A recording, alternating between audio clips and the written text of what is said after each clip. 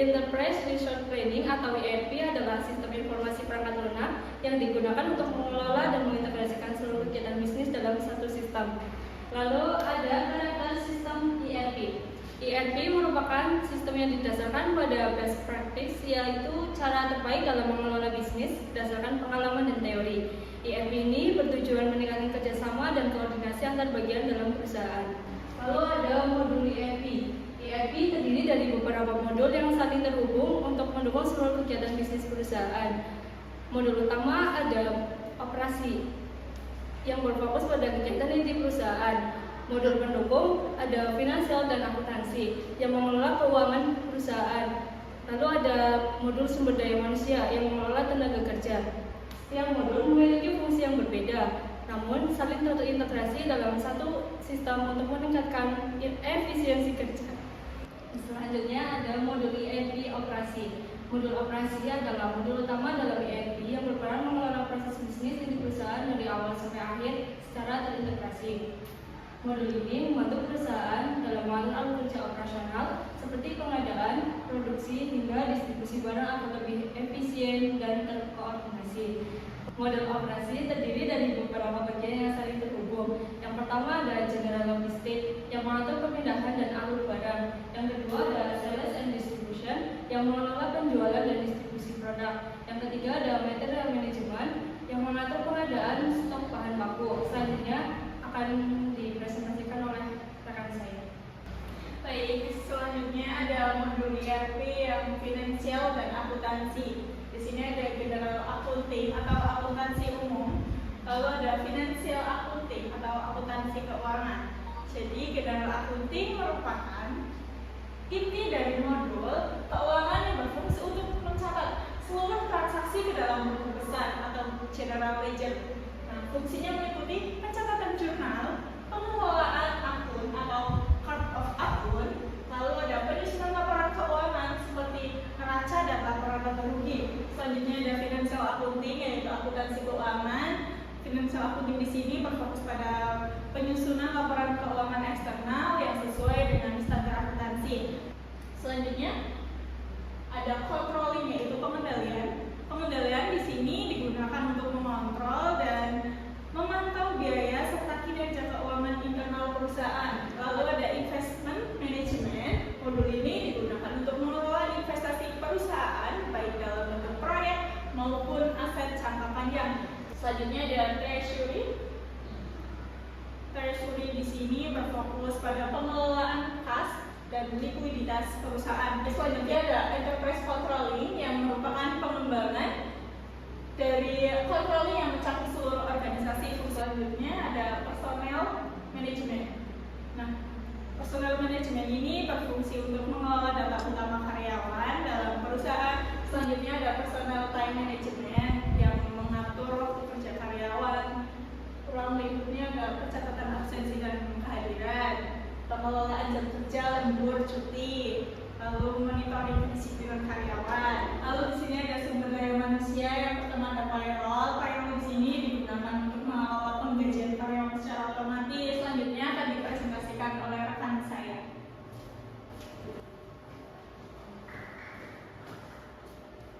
Selanjutnya ada organizational management.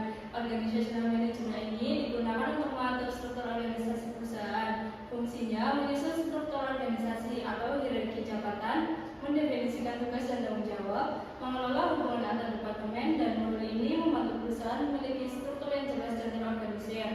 Nah, pada slide ini menunjukkan evolusi sistem ERP dari tahun 1960-an sampai tahun 2000. Awalnya hanya fokus pada perencanaan bahan baku, kemudian berkembang menjadi sistem yang mengintegrasikan seluruh proses bisnis, hingga akhirnya menjadi extended ERP yang menghubungkan perusahaan dengan pihak eksternal seperti supplier dan pelanggan.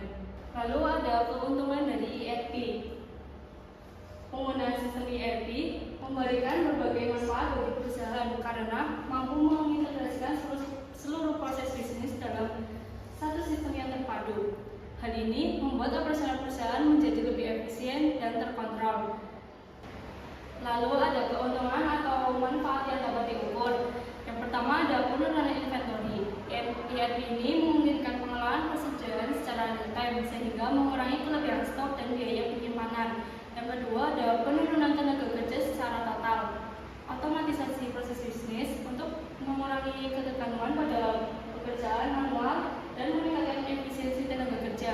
Yang ketiga ada peningkatan service level. Sistem yang terintegrasi dalam mempercepat respon terhadap kebutuhan pelanggan dan meningkatkan kualitas layanan. Selanjutnya akan dilanjutkan oleh rekan saya. Selanjutnya ada implementasi ERP yang merupakan proses penerapan solusi misalnya pada sistem IT, manajemen, atau strategi bisnis ke seluruh bagian-bagian organisasi, bukan hanya di satu divisi saja. Lalu ada langkah strategi migrasi yang menentukan kesuksesan implementasi ERP. Yang pertama ada perencanaan dan audit data, lalu data cleansing atau pembersihan data, mapping data, dan penentuan metode migrasi.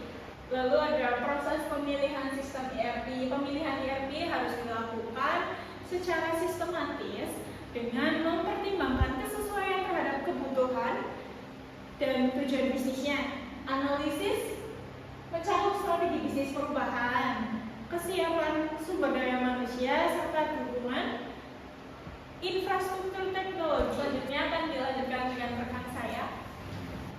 Selanjutnya ada analisis strategi bisnis dalam ERP. Analisis strategi bisnis bertujuan memastikan bahwa sistem ERP yang dipilih selaras dengan kondisi pasar, tingkat persaingan, dan kebutuhan pelanggan. Selanjutnya memilih sistem ERP. Yang pertama, analisis sumber daya manusia atau SDM. Yang kedua, penentuan PKP yang bertanggung jawab dan pengguna sistem. Yang ketiga, kesiapan serta keterlibatan tim implementasi. Yang keempat, kebutuhan dan pemahaman calon pengguna terhadap ERP. Yang terakhir, kebutuhan dukungan konsultasi eksternal. Selanjutnya, analisis infrastruktur. Yang pertama, kondisi dan kelengkapan infrastruktur yang dimiliki, kesesuaian infrastruktur dengan kebutuhan ERP, estimasi anggaran pengembangan infrastruktur, dan kebutuhan lapangan seperti server, cloud, dan keamanan data. Nah, lalu ada analisis perangkat lunak. Yang pertama, lihat fleksibilitas sistem dan kemudian penyesuaian dengan kebutuhan perusahaan. Yang kedua, ketersediaan dukungan dari vendor baik teknis maupun pengembangan ke depan. Yang ketiga, estimasi waktu implementasi dan kesesuaiannya dengan kesiapan organisasi. Dan yang terakhir, kesesuaian fitur dengan proses bisnis untuk meningkatkan efisiensi. Selanjutnya, kegagalan implementasi ERP. Yang pertama ada waktu dan biaya implementasi melebihi rencana. Yang kedua, tahap persiapan tidak optimal. Yang ketiga, ketidaksesuaian sistem dengan proses bisnis perusahaan. Selanjutnya kita masuk ke sesi diskusi. Apabila ada yang ditanyakan, dipersilakan. Izin bertanya. Perkenalkan, nama saya Mulia. Pertanyaannya yaitu, menurut pendapat Anda, mengapa penerapan Enterprise Resource Planning menuntut adanya integrasi lintas divisi dalam suatu organisasi, serta bagaimana keterbatasan implementasi yang hanya dilakukan pada satu divisi dapat berpotensi menghambat aliran informasi dan koordinasi antar bagian dalam perusahaan. Terima kasih. ERP harus lintas divisi, kalau tidak, data terpisah dan koordinasi terhambat. Akurasi dijaga lewat standar data, validasi, kontrol akses, dan audit rutin. Izin bertanya, perkenalkan saya Ade Lestari. Pertanyaannya, bagaimana dampak yang ditimbulkan jika terjadi kesalahan atau error pada salah satu bagian dalam sistem ERP, mengingat seluruh sistem saling terintegrasi? Apakah hal tersebut dapat mengganggu keseluruhan proses bisnis perusahaan? Pada ERP dapat mempengaruhi bagian lain karena sistem terintegrasi, namun dampaknya dapat dikendalikan dengan pengendalian seperti validasi, otorisasi, dan pengawasan. Saya Sofian Ramalia izin bertanya. Dalam implementasi ERP yang mengintegrasikan data keuangan secara real time, bagaimana perusahaan itu dapat memastikan keamanan dan validitas datanya agar tidak terjadi manipulasi atau kesalahan yang berdampak besar pada pengambilan keputusan? Seperti itu. Terima kasih. Perusahaan menjaga keamanan dan validitas data ERP dengan pembatasan akses, validasi otomatis, audit trail, enkripsi, backup, dan pengendalian internal. Baik, saya izin bertanya. Perkenalkan, nama saya Salsabila Aziza. Pertanyaannya, dalam penerapan ERP ini yang berbasis best practice, bagaimana perusahaan itu menjaga keunikan proses bisnisnya agar tidak kehilangan keunggulan kompetitif dibandingkan pesaingnya? Terima kasih. Meskipun ERP berbasis best practice, tetapi keunikan perusahaan tetap bisa dijaga dengan menyesuaikan proses umum. Sementara proses keunggulan dipertahankan atau dikustomisasi. ERP hanyalah alat, sedangkan keunggulan kompetitif ditentukan oleh strategi perusahaan. Baik, sepertinya sesi diskusi kami cukupkan ya. Kita lanjut saja ke sesi kesimpulan. Jadi ERP adalah sistem terintegrasi yang membantu perusahaan mengelola seluruh proses bisnis secara lebih efisien dan terkoordinasi. Meskipun memberikan banyak manfaat, penerapannya butuh biaya yang besar dan kesiapan organisasi agar berjalan dengan sukses.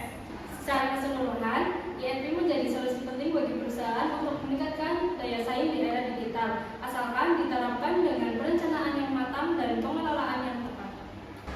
Baik semuanya, kita memasuki sesi penghujung presentasi. Semoga materi yang kami sampaikan dapat menambah wawasan yang luas dan pengetahuan baru tentang ERP. Kurang dan lebihnya kami mohon maaf. Wabillahi taufiq wal hidayah. Assalamualaikum warahmatullahi wabarakatuh. Waalaikumsalam warahmatullahi wabarakatuh. Sekian video dari kelompok kami, semoga bermanfaat bagi kita semua. Wassalamualaikum